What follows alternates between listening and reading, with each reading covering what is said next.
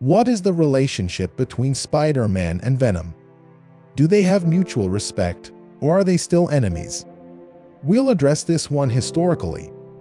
We'll showcase their rivalry from the initial days of the Eddie Brock incarnation to some variations of both Eddie Brock and the Venom suit, concluding with the current days.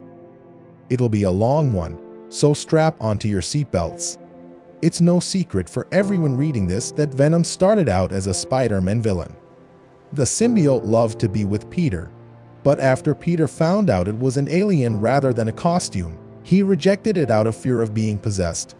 The symbiote had developed complex emotions at the time, so for the first time it knew what sadness, anger, and betrayal felt like.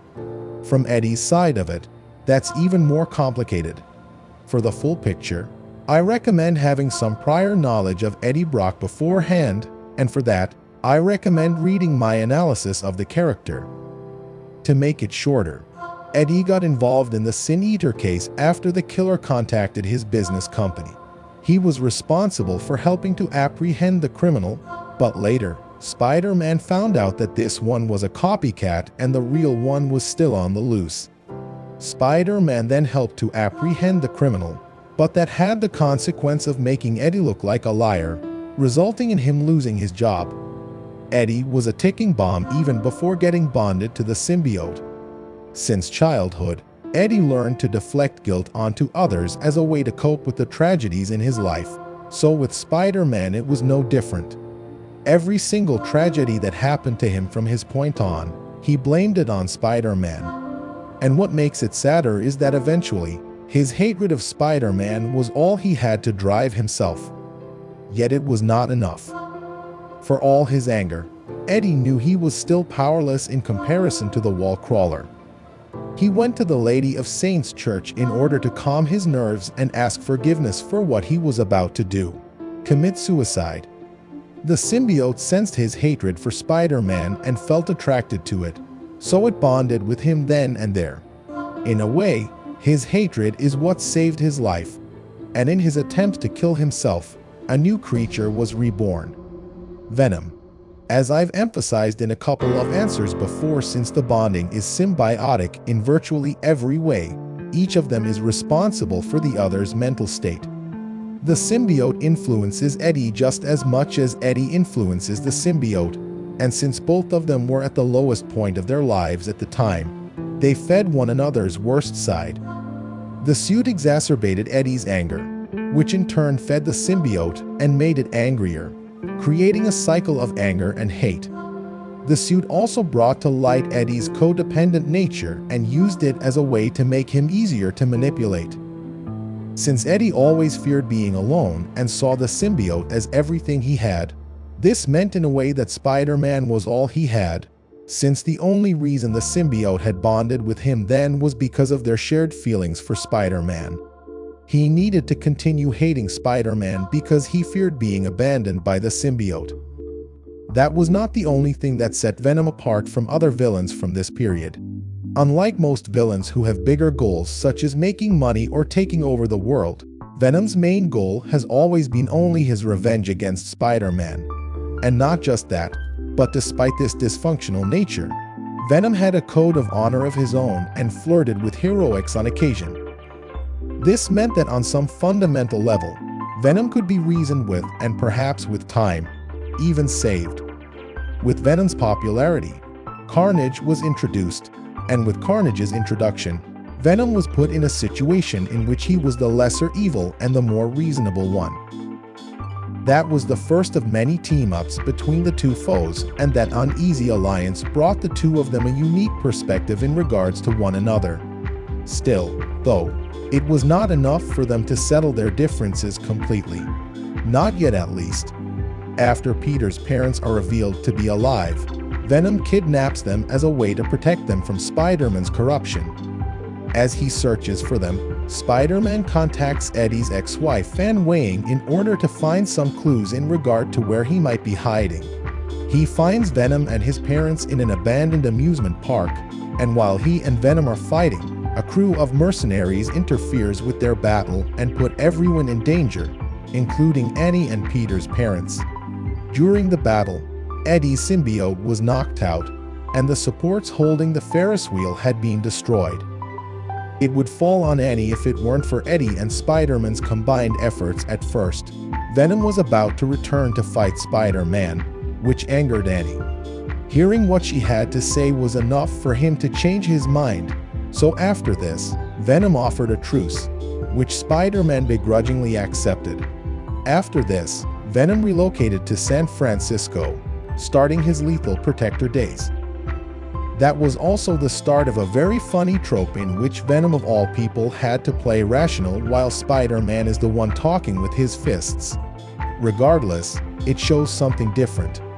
For all his faults and his history with Spider-Man, this time Venom is determined to change his priorities and fight for higher causes, and that, of course, changed his dynamic with Spider-Man entirely.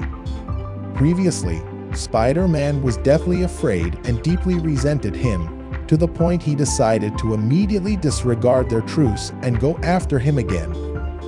But now, after this small event, he starts to see himself differently, to believe that he might be able to change, even if slightly. That is part of Peter's core as a person, which brings him an interesting dilemma. While he believes it's his responsibility to apprehend him, he also believes in the betterment of others and believes that if he keeps interfering, then Venom will never have the chance to improve himself. So he chooses to let him go, not just because he knows the costs of endless pursuing him all over the country, but also because he sees him in a better light. Slightly, his priorities change from trying to apprehend him to aiding him and subtly attempting to convince Eddie to give up being Venom. That is exemplified in stories such as Maximum Carnage and Planet of the Symbiotes. The two of them remained outside of one another's radar for a time and had some team-ups here and there.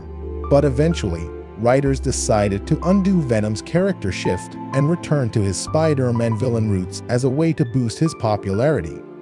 It didn't work as intended, so Venom was shelved for 2 years before making a couple of appearances again, and eventually, Eddie Brock couldn't deal with the symbiote's ever-growing corruption, so he sold it and donated all the money to charity, a way to redeem himself. At the time, he was dying of cancer, so he was determined to set his life straight before passing away. He was trialed for his crimes as Venom but proved innocent in court after his lawyer Matt Murdock managed to prove he was under the influence of the symbiote. After being declared innocent, he started to live and work on Martin Lee's FEASD. For a time, using his powers, Lee cured Eddie of his cancer, yet by accident he also created another symbiote inside of Eddie's body. After Venomic Gargan attacked FEASD, Eddie's symbiote manifested himself to protect him. That was his rebirth as Anti-Venom. Since the Anti-Venom symbiote doesn't share the same origins as its Venom counterpart, it presumably doesn't have well-developed intelligence, which means Eddie was free of any outside influence and therefore was granted another chance to prove himself a hero. Yet, in many ways, he was still showing the same behavior as before. The difference is that rather than blaming Spider-Man for his tragedy, he now blames the symbiote. Therefore, he is in his mind justified to use whatever methods he sees fit to kill it. He was also slowly manifesting a messianic complex of sorts, believing that the symbiote was a demon sent by God himself to punish him for attempting to commit suicide, and believing that God himself turned him into Anti-Venom so he could clean the earth from symbiotes. Which of course puts the results of his trial into question, since he's showing the same maniacal impulses he had in his Venom days, which implies that's inherent to his person and not something that was forced on him by the symbiote. As for Venom, the symbiote bonded to Mac Gargan, aka the Scorpion, for a time, but eventually they were separated and the symbiote was bonded to US veteran Flash Thompson as a way to revive the Super Soldier program. At this point in time, Eddie shifted from a Spider-Man to a Venom one in regards to the Venom-Spider-Man dynamic. The general idea was to give the symbiote to a person who actually likes Spider-Man and is part of Peter's inner circle, creating this inner dichotomy of sorts and adding some level of tension to their relationship, but it didn't go much further from that. They only found out about each other's secret identity years later. Under Flash, the symbiote went back to its home world and cleansed itself from its corruption, starting a character arc of its own to see whether or not it'll continue to be villainous or remain heroic. The symbiote chose the latter, and in Space Knight 12, it finally buried its hatchet with Spider-Man. Eventually, the symbiote got separated from Flash and came back to Eddie, who had just gone through some character changes of his own as well. They are back to basics, but determined to be different from what they once were. Because of this, on some level, the friction between Venom and Spider-Man came back. It was lessened in regards to the symbiote, but not Eddie. They were allies now, yet despite this, Spider-Man is less willing to forgive him these days. And despite not blaming him for his failures anymore, Eddie still treats him poorly. And yet, even if they didn't agree with one another's methods or had opposite personalities, they at least could acknowledge one another's strengths and skills, which is why they teamed up in the first place. They saw utility in one another's skill set. Venom and Spider-Man teamed up once again in Absolute Carnage, and in that story, Donny Cates addresses Spider-Man and Venom's dynamic.